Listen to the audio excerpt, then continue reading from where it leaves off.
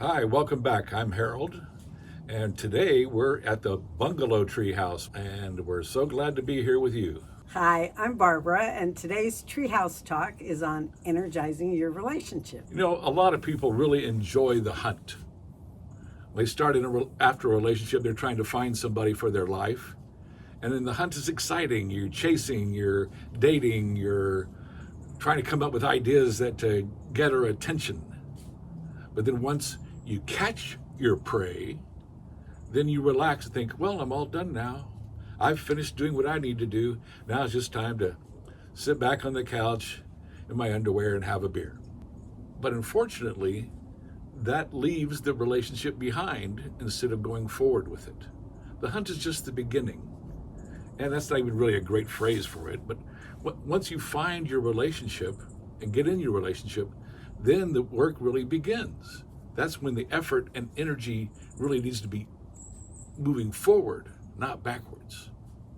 So let's think a minute about why so many affairs happen. Why do people cheat on their relationship? As Harold was saying, the beginning of a relationship, the dating part can be really, really exciting and mysterious and fun.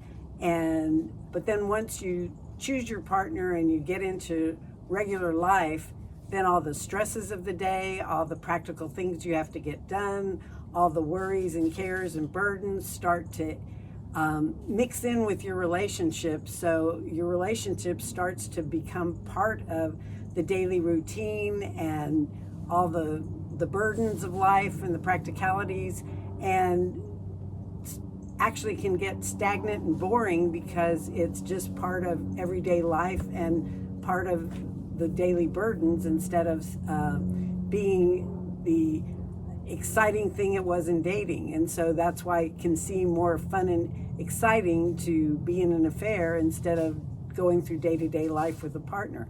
But if you just keep starting over and over with new people, you never get to the really best part of the relationship. That's right. I always tell newlyweds when I see them or talk to them that the grass is never greener on the other side. The grass is greener where you water it. And if you understand what I'm talking about, what you put energy into is what you'll get. Rather than searching for what you want somewhere else, find it where you are. Find it in the relationship you are. People expecting to find a perfect relationship out there that doesn't need any work just doesn't happen. There is no such thing. Every relationship takes work and effort and energy. And if you have problems, you deal with them. You can't just jump out of one relationship and into another. Think about how to energize your relationship and put energy into it. One way for me is to first of all start off with an attitude of being grateful for another day to be alive and a Yes. day to be loved and to love this very special person. And so I think about, I have the gift of this day, but today is the only day I have the gift of this day. And so I want to make it special, and I want to realize that it's a gift. And also, I want to realize that Harold's love is a gift. He doesn't owe it to me to love me. I'm getting a very special gift. So I start the day feeling, if I really pause and think about this, I start the day feeling really, really grateful for Harold and having a day to love and be loved with the special person that he is.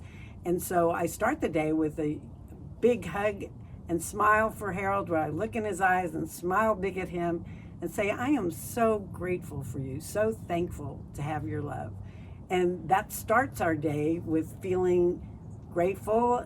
It makes him feel special, and I'm making an intentional effort to show him that he's the person I want to be with. So part of this is really showing up in how you treat each other every day. And when you're going out on dates, you act very special towards each other. You dress up for each other. When you're home, you might dress up, you might dress down. But you're dressing in a way in order to attract the other person, to let them know that they're special, let them know that you care. I've seen it happen so many times. I've been out at restaurants, and you'll see a couple come into a restaurant, and the woman will be in the little black dress with pearls or jewelry and all made up and her hair all done special. Spent an hour and a half to 2 hours getting ready for the date. And the guy wanders in. He's got a t-shirt and jeans on and his hair crammed up under a baseball hat. He put 5 minutes to 10 minutes into getting ready for the date. And it shows. That says to the woman, you're not special. I don't care enough to even get dressed up. You have to put your whole self into the relationship, not just part of it. You've heard people say a lot, a relationship is 50-50. It's not. It's 100-100.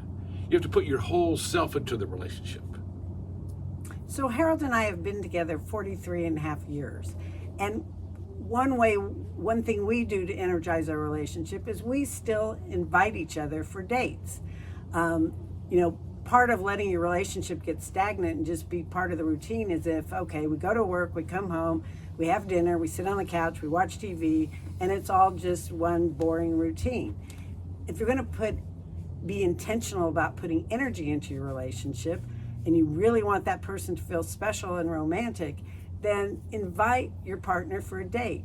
So with Harold and I, we invite each other for dates, and we say, I want to have a date with you. Would you go on a date with me Friday night or Thursday or whenever? But what we do is whoever invites for the date plans it and makes it a surprise for the other person, because we enjoy mystery and surprises. And so gives you a chance to be creative. When it's your turn, you can come up with all kinds of fun ideas to move the relationship in the direction you want it to go. Have fun with it. Dating is a blast. So put your fun full of blast into it. And think about what your partner enjoys. So I love to talk. So when Harold plans a date for me, there's some element that's going to involve a time when we just get to share with each other and chatting time.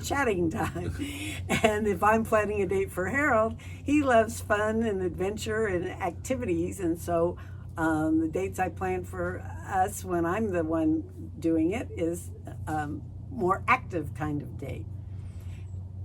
And Harold mentioned, the little black dress and the t-shirt. When you invite each other for a date, think about what you're going to wear so that you're saying, I care enough about being attractive for you that I'm going to think about what I'm wearing. I'm going to dress up, even if my date invitation is to have dinner and a movie at home. Dressing up, or at least putting on a really cute outfit, even if it doesn't have to be a dressy outfit, but make it something special that you're wearing for this special person. And what do you leave out of dates? When you go on a date, you're out to have fun and enjoy each other. So what you don't want to do is try to work on your relationship issues, talk about the things of the day, of finances, or what chores have to be done or haven't been done. Work stuff like that needs to be taken care of, needs to be talked about, that's sure. But it shouldn't be during the date. Say the work stuff and date stuff separate. And the other thing to leave out of your date is your phone. Dating shouldn't be sitting there with both people scrolling through Facebook or Instagram or whatever. Now's your time to just be together. That's a tough one. Sometimes the easiest way may just to be to leave the phone in the car. If you start your day with gratitude, dating is one way to energize your relationship, but also end your day with joy. Think about what really just fills you with a great feeling of joy. And for Harold and me, it's dancing. So we try to end each day with dancing. And so we take turns picking the songs, and we may just have time for one dance or two dances, and we're just doing this at home. There's no right or wrong way to dance, but we look into each other's eyes and just smile, and just the joy of dancing makes all the cares of the day melt away. Thanks for being with us.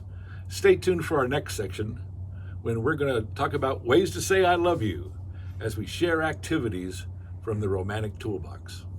See you next time. Bye-bye.